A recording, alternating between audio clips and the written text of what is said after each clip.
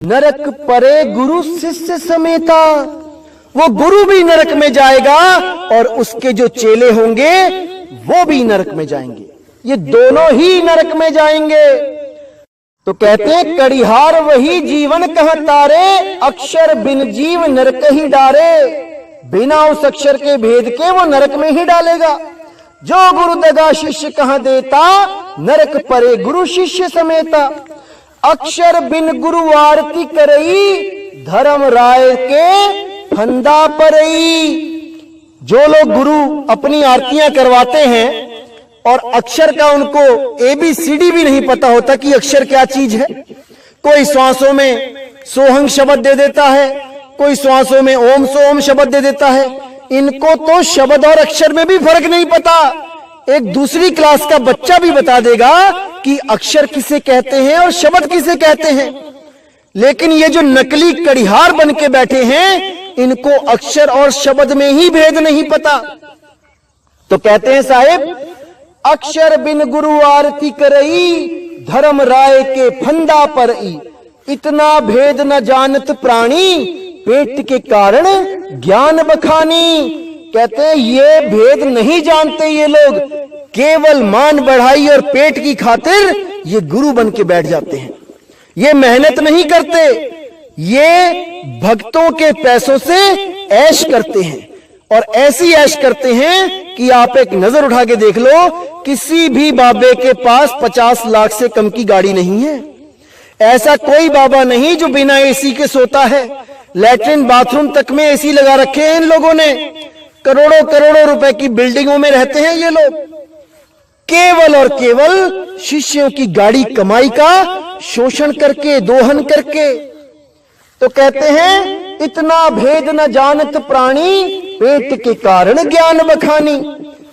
केवल पेट के कारण इन्हीं साखियों शब्दों को सुना सुना के गुरु बन जाते हैं, लेकिन भेद नहीं होता इनके पास उस आदि अक्षर का, उस नी अक्षर का।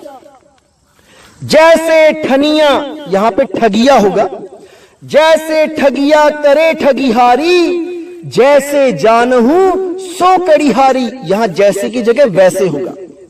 जैसे ठगिया करे ठगिहारी, वैसे जानहू सो कड़िहारी।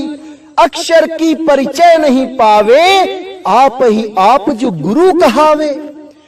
तो बिल्कुल क्लियर कर दिया साहब ने यहां पे कि जैसे एक ठग सबको ठगता ही रहता है, उसका काम ही ठगना है, इसी तरह जो उस भेद को जानता है वो सबको बाहर निकाल सकता है। क्योंकि जैसे ठग को ठगियारी प्यारी है, वैसे ही उस कड़िहारी को जीवों की मुक्ति प्यारी है, आजादी प्यारी है।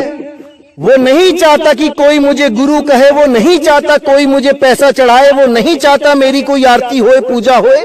वो केवल यही चाहता है कि मेरे सब के सब भाई यहां से मुक्त हो जाएं, हमेशा हमेशा के लिए मुक्त हो जाएं।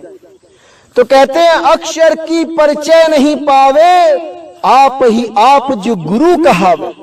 जो खुद को गुरु बना देता है वो उस अक्षर को कभी नहीं जान सकता, उस अक्षर की परिचय कभी नहीं हो सकती, क्योंकि वो खुद को गुरु साबित कर चुका है। जबकि असली गुरु वो अक्षर है, अक्षर। उसी आदि अक्षर को अक्षर गुरु कहा जाता है, उसी आदि अक्षर को शब्द गुरु कहा जाता है। जो उस शब्द गुरु को जानता है वो अपने आप को गुरु कह ही नहीं सकता, और जो उस अक्षर को नहीं जानता है वो स्वयं में भेदी गुरु बन के बैठा है, वो अपने आप को गुरु बना के बैठा है। तो मेरे भाई अच्छी तरह समझ जाओ कि ये दास क्या समझाना चाहता है। ये बार बार समझाने वाला कोई नहीं मिलेगा।